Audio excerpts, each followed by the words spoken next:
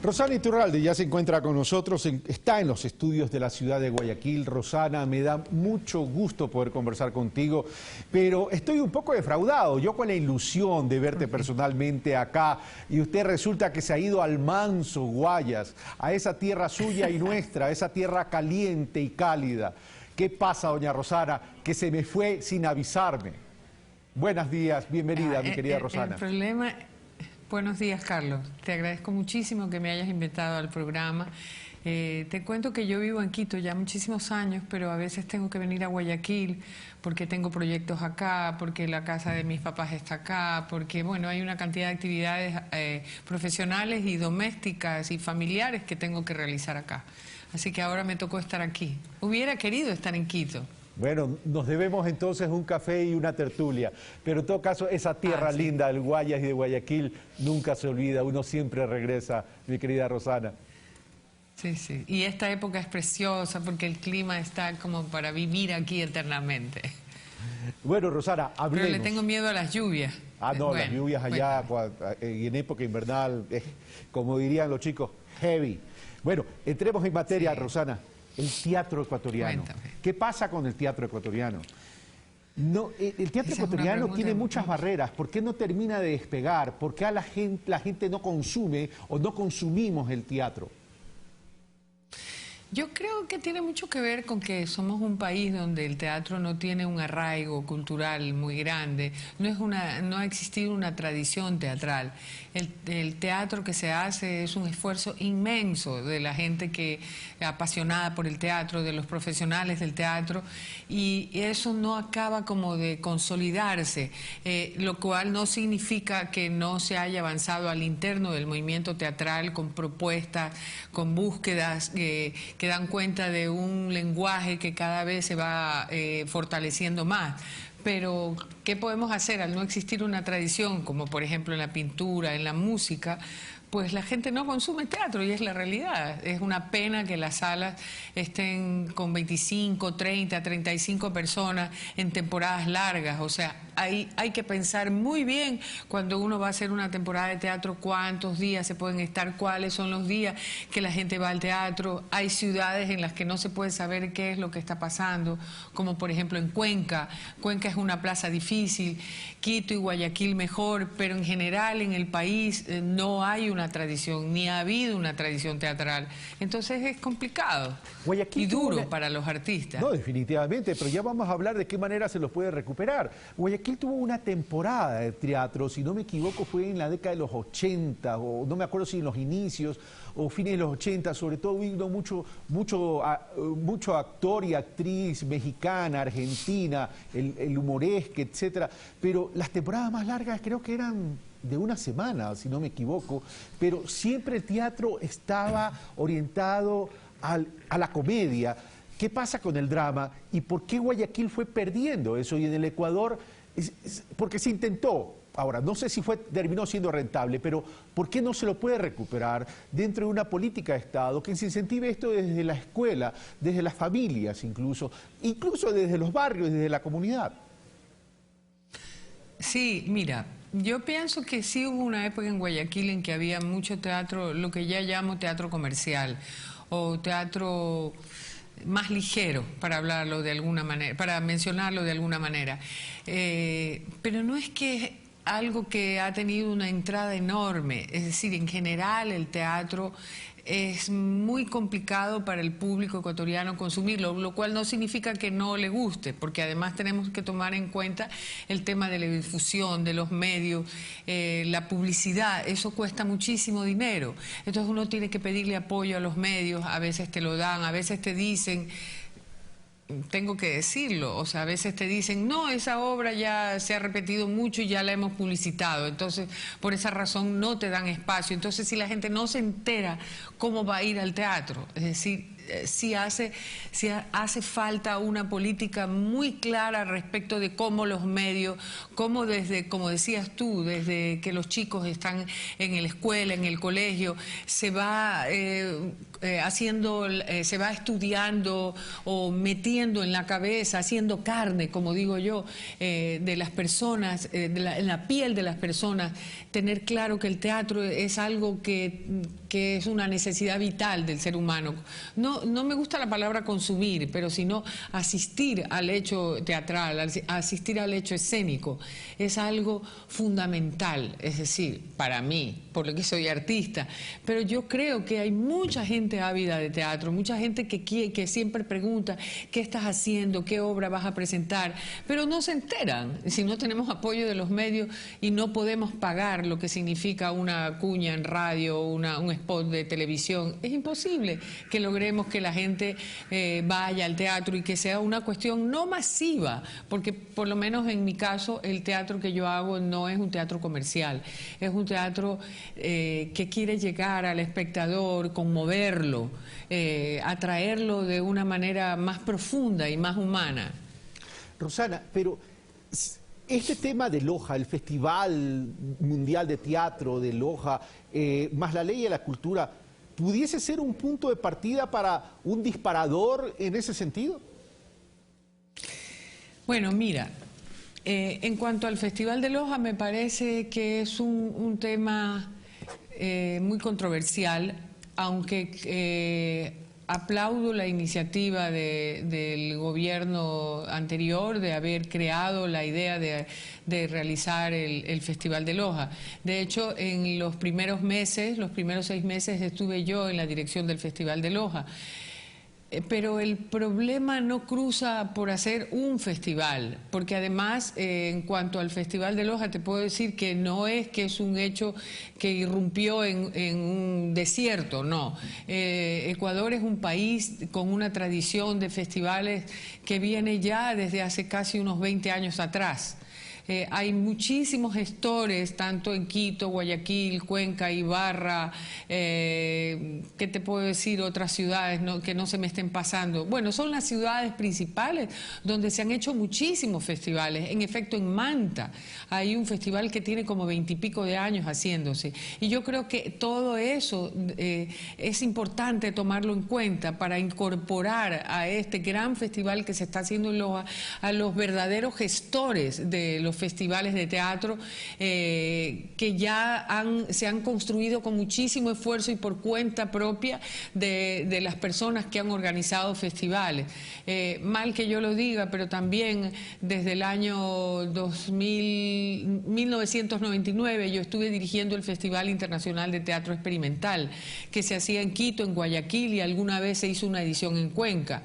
Ahí mencionaba el Festival de Manta, hay el Festival que hacía Sarao en Guayaquil, en Cuenca hay escenarios del mundo, Tiempos de Mujer en Quito, Teatro de Títeres, o sea, te puedo hablar de cerca de 10 a 15 festivales que se han hecho durante muchísimos años, y pienso que esos festivales también tienen que fortalecerse, lo cual no significa que no se haga el Festival de Loja, pero no se debe hacer a espaldas de lo que sí, de forma exclusiva, y a espaldas de lo que ha sido este esfuerzo inmenso de los gestores de todas estas ciudades que te menciono para construir un festival poco a poco, con el público, con los artistas nacionales, internacionales, en un diálogo interactivo de qué es lo que realmente necesitamos.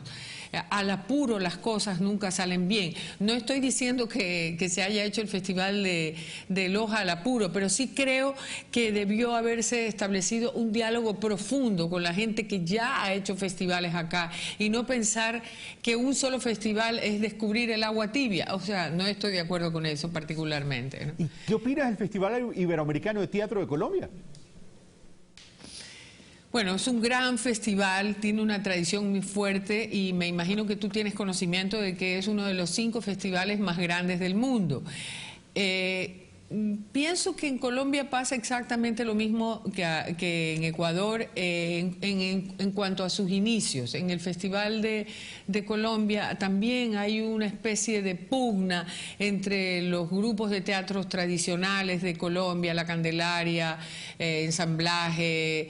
No hablo de los grupos en pugna con el festival, sino como una falta de reconocimiento del trabajo que han hecho esta gente que lleva años rasgándose las vestiduras por el teatro, y hay un festival como el Festival de Fanny Mickey, que bueno, que en paz descanse Fanny Mickey, pero sin embargo tiene un valor inmenso porque ha logrado concentrar en Bogotá a las mejores compañías del mundo, y sin eso no se fortalece un movimiento teatral. Entonces es un tema un poco controversial porque a ratos como que a la gente de teatro le da un poco de impotencia frente a esa falta de reconocimiento al trabajo que han hecho los pequeños gestores culturales. Sin embargo, sin ese tipo de eventos no podemos ver a una cantidad de grupos que, por ejemplo, en el festival que yo organizaba, y mal que lo diga, fue el que primero logró que venga acá el Odín Teatret, que se presentó también en Loja, el Teatro La Candelaria, el Teatro Buen Día de Cuba, Pipo del Bono de Italia, que son grupos que yo personalmente los vi en el Festival de Aviñón, los vi en París, los vi cuando he tenido la oportunidad de viajar. He visto que esas grandes compañías logramos traerlas al Festival de Quito y al de Guayaquil, y por ende tenían que ir también al Festival de Loja. Me encanta escuchar con la pasión que hablas. Y sí, hay que reconocer a quienes fueron Quijote y quienes siguen siendo Quijote en este tema del teatro ecuatoriano. Rosario Iturralde, eres una mujer de reto, como buena mona. Incursionaste en el cine. ¿Cómo fue tu experiencia? Yo nací del teatro, me imagino que tú tienes conocimiento de eso. Nací en el teatro, nací en el teatro como actriz. Aprendí a entender lo que era el mundo del arte, del teatro, desde mi perspectiva de mujer luchadora, si quieres, de mujer que tuvo que salir adelante en un medio complicado como es Guayaquil, en un momento en que mi familia no comprendía esa necesidad enorme que yo tenía de expresarme a través del teatro, pero entré con mucho miedo. O sea, al principio entré con mucho miedo, estudiaba en la Universidad Católica, estudiaba arquitectura, y de repente apareció por allí Ernesto Suárez, el famoso Ernesto Suárez, que lo debes conocer. Sí, por supuesto. Que tenía ya fundado el Teatro del Juglar. Y me atrajo fuertemente la idea de empezar a trabajar en este grupo de teatro con esos compañeros que todavía siguen el teatro, algunos no, o están dando clases, o se han dedicado a actividades paralelas al teatro. Y me entregué de lleno, dejé la carrera universitaria y empecé a hacer teatro con el Juglar y con Ernesto Suárez a la cabeza, hasta que en algún momento sentí esa necesidad enorme que en esa época teníamos un montón de artistas, de formarme más profundamente y en alguna escuela de teatro en alguna parte del mundo, no sé cómo decirlo. Me fui a Alemania, estuve allí algún tiempo, pensaba irme a Italia, pensaba irme a España a estudiar, y total me fue tan difícil el tema de la supervivencia que en algún momento dije, me regreso a Ecuador a conseguir una beca. Pasaron muchísimos años para que yo pueda conseguir ese apoyo, y me fui a estudiar a España con mi hijo, que ya tenía 5 o 6 años, o 7, no me acuerdo. Mi mamá también me acompañó. Gracias a ellas yo pude estar en España 2 años y estudiar en una escuela. Sin embargo, creo que las elecciones que uno a veces tiene en la vida se van forjando por el camino que vas, no sé cómo decirlo, por un camino que a veces es incierto, que no sabes de dónde tienes que agarrar. Y sin embargo, no me arrepiento de nada de lo que he hecho. Creo que sigo estudiando, que sigo preparándome, y que el festival que he organizado, el Festival Internacional de Teatro Experimental, que hoy por hoy está en stand-by, fue el que me permitió ver todos aquellos grupos que cuando yo era mucho más joven, no, bueno, ahora ya no estoy tan joven, pero en esa época era muy joven, eran grupos que yo logré ver en Europa, como el Odín, como la Candelaria, que alguna vez vi en España, no los vi directamente en Colombia, porque en esa época yo vivía en España, los perseguía. O hay un grupo famoso, Escambray de Cuba, que lo vi en Alemania. Entonces ahí empezó mi sueño de alguna vez ver esos grupos en Ecuador, sin saber que iba a dirigir el famoso festival. Y ese sueño de alguna manera se vio cumplido, y ese es el sueño que te permite elegir en el momento en que lo concretas cuál es el camino a seguir en el teatro.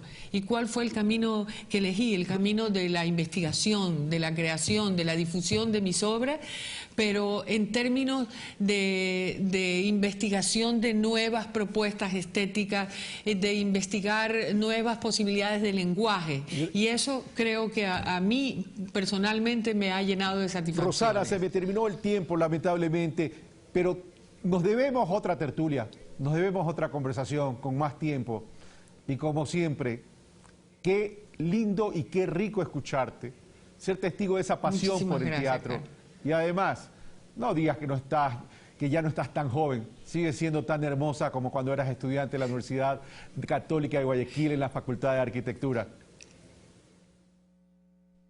Carlos, te agradezco mucho, espero que podamos conversar, pero personalmente, porque esto es horrible, digo la verdad. O sea, me siento rara con esto de que te tengo ahí en la pantalla, o sea, bueno, así es la televisión.